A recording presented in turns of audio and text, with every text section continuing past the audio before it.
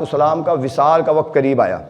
کیا وصال کا وقت قریب آنے لگا تو ہم حضور علیہ السلام کے قریب تھے، پاس تھے.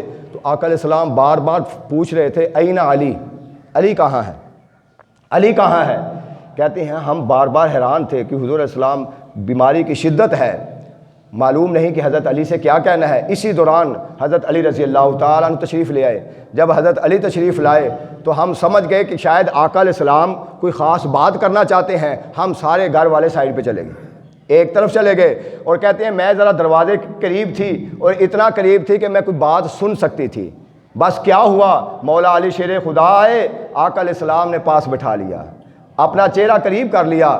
حاضر محترم، بوقت وصال، بوقت موت انسان اس کو بلاتا ہے جو سب سے زیادہ قریبی ہوتا ہے، با وفا ہوتا ہے. اس کا مطلب یہ ہرگز نہیں باقی بے وفا تھے، معاذ اللہ، سارے وفادار تھے، لیکن جو سب سے قریبی ہو، جس سے زیادہ نسبت ہو، جس سے زیادہ محبت ہو. گھر میں بیٹے بھی ہونا تو بیٹوں میں سے بھی باپ اس کو بلاتا ہے جو زیادہ قریبی ہوتا ہے، جو سمجھدار ہوتا ہے، جو سوجھ بوجھ رکھنے والا ہوتا ہے، جو بڑا ہوتا ہے، اس کو بلا کر وصیت کرتا ہے. ارے 1.25 لاکھ صحابہ اکرام تھے، آقا علیہ السلام کے پاس پہلے لوگ موجود تھے، بار بار پوچھ رہے تھے این علی، علی کہاں ہے. جب مولا علی شیر خدا آئے، سارے سائڈ پہ ہو گئے. آقا علیہ السلام کافی دیر تک وصیت کرتے رہے، گفت و شنید کرتے رہے، راز و نیاز کی باتیں کرتے رہے. مولا علی شیر خدا کی اپنا چہرہ قریب کر کے، ان کے کان قریب کر کے، معلوم نہیں کیا راز کی باتیں کر رہے، کیا راز و نیاز کی باتیں کرتے رہے. حضرت